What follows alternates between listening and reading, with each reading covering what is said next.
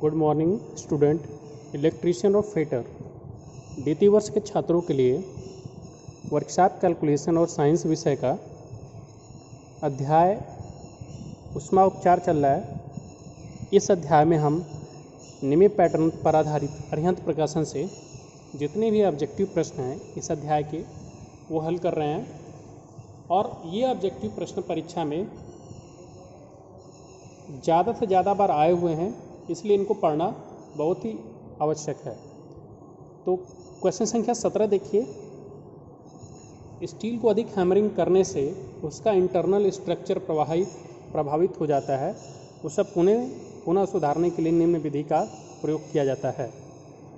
तो देखिए, अगर जैसे कोई भी जॉब है, जब उस पर हम वर्किंग करते हैं तो उसका जो इंटरनल स्ट्रक्चर वो प्रभावित हो जाता है। जैसे कहीं पे कण मोटे हो जाते हैं, कहीं पे बारीक हो जाते हैं, मतलब उनके बीच का जो अंतराक अणु सामंजस्य है वो बिगड़ जाता है।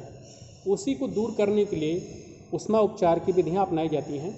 लेकिन ये जो प्रश्न पूछा जा रहा है कि स्टील को अधिक हैमरिंग करने से उसका इंटरनल स्ट्रक्चर प्रभावित हो जाता है, उसे पुनः सुधारने के लिए निम्न विधि प्रयोग करते हैं। पहला है हार्डनिंग, दूसरा नॉर्मलाइजिंग, तीसरा है अनिलिंग, चौथा है टेम्परिंग। तो इस प्रश्न का सही उत्तर क्या है? नॉर्मलाइजिंग।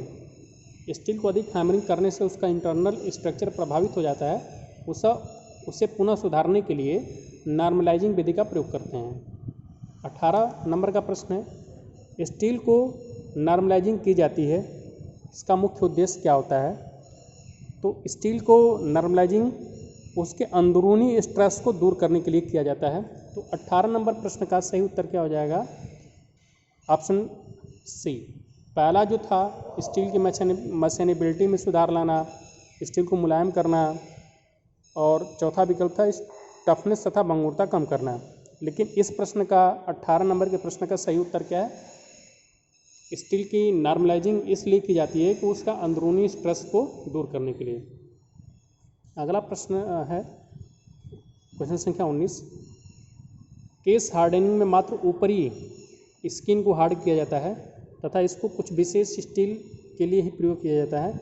निम्न में से केस हार्डनिंग होने वाली स्टील बताइए। तो देखिए, जो केस हार्डनिंग है, केस हार्डनिंग में स्टील की केवल ऊपरी सतह को हार्ड किया जाता है। ये केस हार्डनिंग की विधि है कि केवल ऊपरी सतह को ही हार्ड किया जाता है, लेकिन ये कुछ विशेष प्रकार की ही स्टील पर किया जाता है। तो वही पूछा जा रहा है कि किस प्रकार की स्टील पर केस हार्डनिंग किया जाता है। तो पहला है हाई कार्बन स्टील, दूसरा है लो कार्बन स्टील, तीसरा है कास्ट आयरन, चौथा है अलॉय स्टील। तो देखिए, केस हार्डनिंग जो है लो कार्बन स्टील पर किया जाता है, क्योंकि इसमें कार्बन की मात्रा कम होती है। अगला प्रश्न है, स्टील को हार्ड करने के पश्चात एक और ऊष्मा उपचार प्रोसेस किया जाता है, निम्न में से उस प्रोसेस को पहचानिए। तो इस विधि का नाम है टेम्परिंग। स्टील को हार्ड करने के पश्चात एक और ऊष्मा उपचार प्रोसेस किया जाता है, निम्न में से उस प्रोसेस का नाम है टेम्परिंग। अगला प्रश्न है, स्टील की टफनेस बढ़ाने व भंगुरता कम करने के लिए निम्न में से कौन सा ऊष्मा उपचार प्रक्रम किया जाता है? तो इसका सही उत्तर है टेम्परिंग। कि स्टील की टफनेस बढ़ाने के लिए और भंगुरता का मतलब आप समझ ही रहे हैं कि जब कोई भी पदार्थ पेटने से वो टूट जाता है तो भंगुर कहा जाता है, मतलब उसके कण जो है अलग अलग हो जाते हैं। जबकि कोई भी पदार्थ पेटने पर चपटा होता है तो उसको मैलिएबल, आघातवर्ध कहते हैं। तो यहाँ पे जो प्रश्न पूछा गया था कि स्टील की टफनेस बढ़ाने और भंगुरता कम करने के लिए निम्न में से कौन सा ऊष्मा उपचार किया जाता है? तो टेम्परिंग। अगला प्रश्न है कि केस हार्डनिंग के द्वारा स्टील की मात्र स्किन को हार्ड किया जाता है, इसके लिए एक विधि में गर्म स्टील पर अमोनिया गैस को छोड़ा जाता है। तो देखिए, मैंने आपको बताया ही था कि जो केस हार्डनिंग की विधि है वो कुछ विशेष प्रकार की स्टील पर ही की जाती है, और वो विशेष प्रकार की स्टील क्या है? लो कार्बन स्टील पे ही किया जाता है। और इस विधि में केस हार्डनिंग में स्टील की केवल ऊपरी सतह को हार्ड किया जाता है। और ये विधि कैसे की जाती है? तो इसमें देखिए, जो स्टील की ऊपरी परत है उसमें नाइट्रोजन गैस, नाइट्रोजन को प्रवाहित किया जाता है, इसके लिए उसको अमोनिया के वातावरण में छोड़ा जाता है, जिससे कि नवजात जो नाइट्रोजन होती है वो उसके परत से रिएक्ट कर जाती है। तो इसमें पूछा गया कि केस हार्डनिंग के द्वारा स्टील की मात्र स्किन को हार्ड किया जाता है। इसके लिए एक विधि में गर्म स्टील पर अमोनिया गैस को छोड़ा जाता है, वह विधि है, तो इस विधि का नाम है नाइट्राइडिंग। नाइट्राइडिंग नाम ही इसीलिए है कि नाइट्रोजन गैस छोड़ी जाती है इसमें।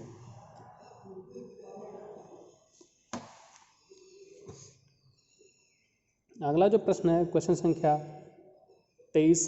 देखिए ये सब जो है ज़्यादातर प्रश्न केस हार्डनिंग से ही मिल रहे हैं। स्टील की नाइट्राइडिंग निम्न ताप पर की जाती है, तो ये तथ्यात्मक प्रश्न है।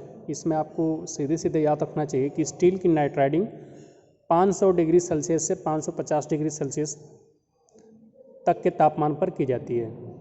अगला प्रश्न है कि स्टील के ऑस्टेनाइट स्ट्रक्चर को शीघ्रता से ठंडा करने पर निम्न स्ट्रक्चर बनता है। तो स्टील के ऑस्टेनाइट स्ट्रक्चर को शीघ्रता से ठंडा करने पर निम्न स्ट्रक्चर बनता है, उस स्ट्रक्चर का नाम है मार्टेनसाइट। अगला प्रश्न, निम्न में से किस स्टील की कार्बन प्रतिशतता, निम्न में से किस पर स्टील की कार्बन प्रतिशतता का प्रभाव नहीं होता है? इस प्रश्न का सही उत्तर है लोअर क्रिटिकल पॉइंट। अगला क्वेश्चन है कि इस प्रक्रम में धातुओं को ठोस अवस्था में गर्म ठंडा करके उनके अंदर वांछित गुणों का विकास किया जाता है। यह कथन निम्न में से किस प्रक्रम की ओर संकेत करता है? तो ये इस अध्याय की शुरुआत में ही बताया गया था कि इस प्रक्रम में धातुओं को ठोस अवस्था में ही गर्म और ठंडा करके उनके अंदर वांछित गुणों का विकास किया जाता है। इसको ही ऊष्मा उपचार प्रक्रम कहते हैं। तो इस प्रश्न का सही उत्तर क्या हो जाएगा? क्वेश्चन संख्या 26 का सही उत्तर हो जाएगा ऊष्मा उपचार प्रक्रम। अगला प्रश्न है इसी से संबंधित, ऊष्मा उपचार प्रक्रम निम्न में से कौन सा उद्देश्य पूर्ण करता है? तो पहला विकल्प है धातुओं की कठोरता या सामर्थ्य को बढ़ाना, दूसरा विकल्प है धातुओं के ग्रेन साइज में सुधार करना, तीसरा विकल्प है धातुओं की मशीनेबिलिटी बढ़ाना, और चौथा विकल्प है ये सभी। तो जब ऊष्मा उपचार की परिभाषा आपको बताई गई थी तो उसमें बताया गया था कि धातुओं को ठोस अवस्था में ठंडा और गर्म करके उन पे जो अंदर वांछित गुणों का विकास किया जाता है उसको ऊष्मा उपचार कहा जाता है। और इसका मुख्य उद्देश्य क्या होता है? तो यही मुख्य उद्देश्य है। पहला कि धातुओं की कठोरता या सामर्थ्य को बढ़ाने के लिए, दूसरा धातुओं के ग्रेन साइज में सुधार करना, मतलब जो उसके कण होते हैं उनमें सुधार करना, और तीसरा धातुओं की मशीनेबिलिटी बढ़ाना। तो इस लिहाज से क्वेश्चन संख्या 27 का जो ऑप्शन सही होगा वो ऑप्शन डी होगा। अगला प्रश्न है शुद्ध कार्बन रहित आयरन की आंतरिक संरचना होती है? तो इस प्रश्न का सही उत्तर हो जाएगा रवेदार। अगला प्रश्न है कार्बन की कितनी प्रतिशतता मात्रा पर इस्पात में 100% संपूर्ण पियरलाइट होती है? तो इसका जो है सही उत्तर होगा 0.83%। ये फैक्ट तथ्य वाले प्रश्न है जिनका सीधे सीधे उत्तर होता है और आपको इसको याद रखना होता है।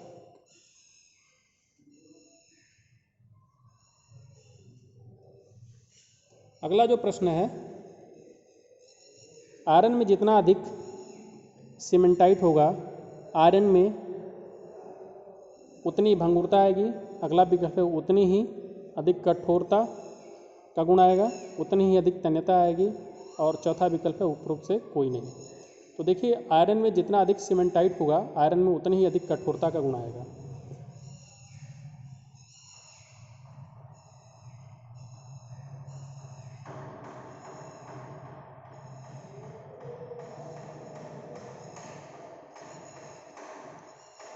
अगला जो प्रश्न है क्वेश्चन संख्या 31, निम्न में से इस्पात के किस भौतिक गुण में कार्बन की प्रतिशत मात्रा सर्वाधिक होती है? तो पूछा जा रहा है कि निम्न में से इस्पात के किस भौतिक गुण में कार्बन की प्रतिशत मात्रा सर्वाधिक होती है? तो सर सीमेंटाइट। इसका सही उत्तर क्या होगा? सीमेंटाइट। अगला प्रश्न है कि ऊष्मा उपचार कुछ ही अलावा धातुओं का हो सकता है। जिन्हें विभिन्न अवस्थाओं में एक तत्व दूसरे में ठोस अवस्था में घुलनशील हो। यह कथन निम्न में से किससे संबंधित है? तो पूछा गया है कि ऊष्मा उपचार कुछ ही अलाय धातुओं का हो सकता है जिनमें विभिन्न अवस्थाओं में एक तत्व दूसरे में ठोस अवस्था में घुलनशील हो। यह कथन निम्न में से एल्युमिनियम में ब्रोंज का घुलना से संबंधित है। अब अगला जो प्रश्न है क्वेश्चन संख्या 34, धातुओं में आंतरिक संरचना में आई विकृति को समाप्त करने के लिए निम्न में से कौन सा प्रक्रम अपनाया जाता है? तो धातुओं में जब उस पर हम कोल्ड वर्किंग करते हैं या किसी जॉब पे कोल्ड वर्किंग किया जाता है या जब वर्किंग होती है तो उनकी आंतरिक संरचना में जो विकृति आ जाती है उसको समाप्त करने के लिए जो ऊष्मा उपचार का प्रक्रम अपनाया जाता है उसको अनिलिंग कहते हैं।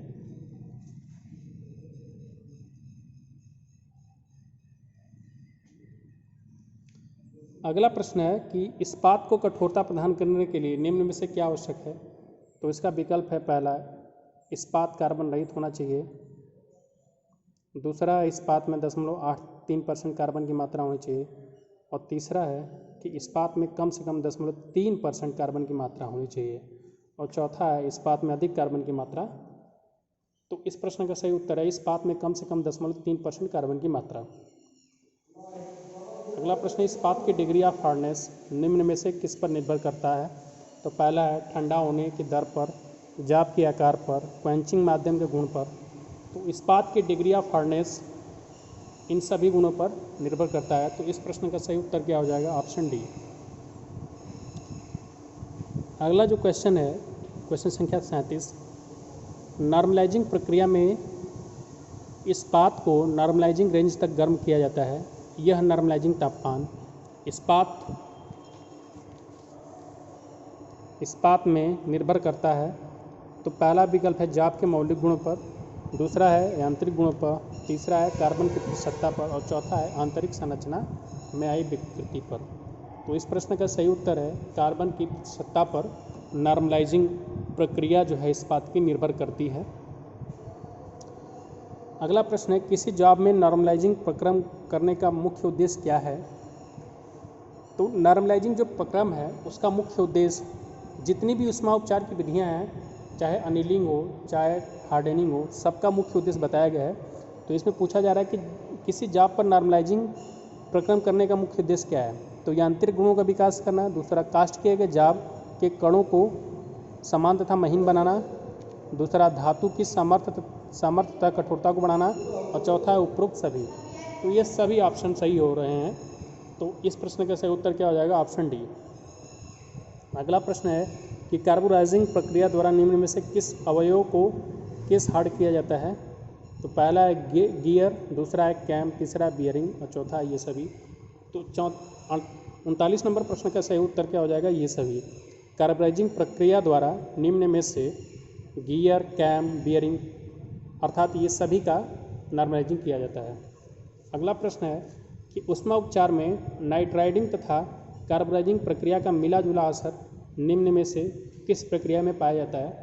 तो साइनाइडिंग जो विधि होती है, इस विधि में नाइट्राइडिंग और कार्बोराइजिंग प्रक्रिया का मिला जुला असर देखने को मिलता है। अर्थात इस प्रश्न का उत्तर जो है पूछा गया है कि ऊष्मा उपचार में नाइट्राइडिंग तथा कार्बोराइजिंग प्रक्रिया का मिला जुला असर निम्न में से किस प्रक्रिया में पाया जाता है? तो उत्तर होगा साइनाइडिंग में। अगला जो क्वेश्चन है कि साइनाइडिंग प्रक्रम के लिए आवश्यकता होती है। तो पहला जो है सोडियम साइनाइड, दूसरा है सोडियम क्लोराइड और तीसरा है ए और बी दोनों। तो इस प्रश्न का सही उत्तर है साइनाइडिंग जो प्रक्रम है उसमें सोडियम क्लोराइड और सोडियम साइनाइड दोनों की आवश्यकता होती है। तो इस प्रश्न का सही उत्तर क्या हो जाएगा? ऑप्शन सी, ए और बी दोनों।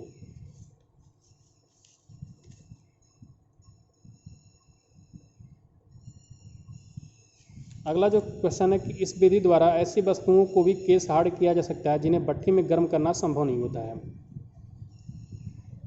इस कथन के द्वारा किस विधि को इंगित किया जा रहा है? तो इस कथन के द्वारा फ्लेम हार्डनिंग विधि को इंगित किया जा रहा है, क्योंकि फ्लेम हार्डनिंग विधि द्वारा ऐसी वस्तुओं को भी केस हार्ड किया जा सकता है जिन्हें भट्ठी में गर्म करना संभव नहीं होता है। अगला जो प्रश्न है क्वेश्चन संख्या 43,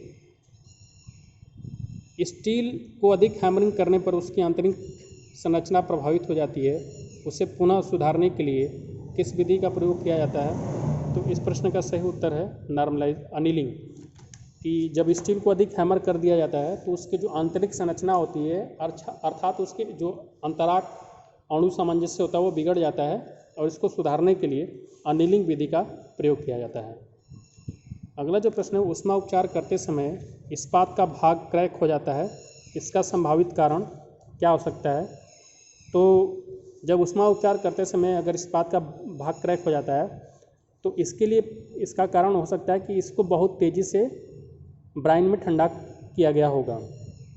तो इसका जो विकल्प है, इस भाग को अधिक समय तक गर्म करना दिया गया है, दूसरा विकल्प दिया गया है हवा में ठंडा करना, तीसरा दिया गया है इसकी भली भांति सफाई न करना, और चौथा इसका विकल्प दिया गया है इसको बहुत तेज़ी से ब्राइन में ठंडा करना।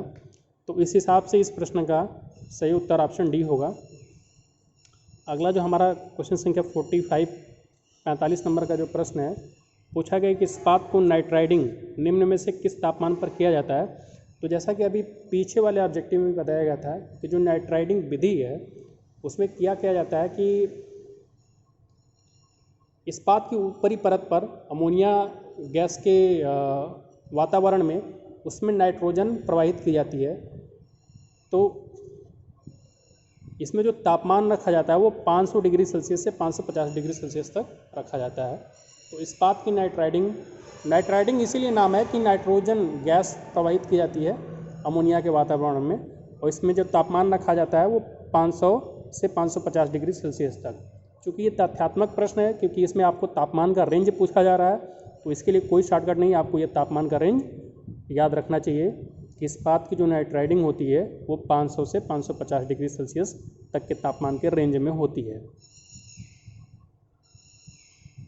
तो क्वेश्चन संख्या 45 का सही उत्तर हो जाएगा ऑप्शन सी। तो आज के लिए इस वीडियो में इतना ही। आगे इस वीडियो का जो और ऑब्जेक्टिव है वो हल कराया जाएगा। वीडियो देखने के लिए धन्यवाद।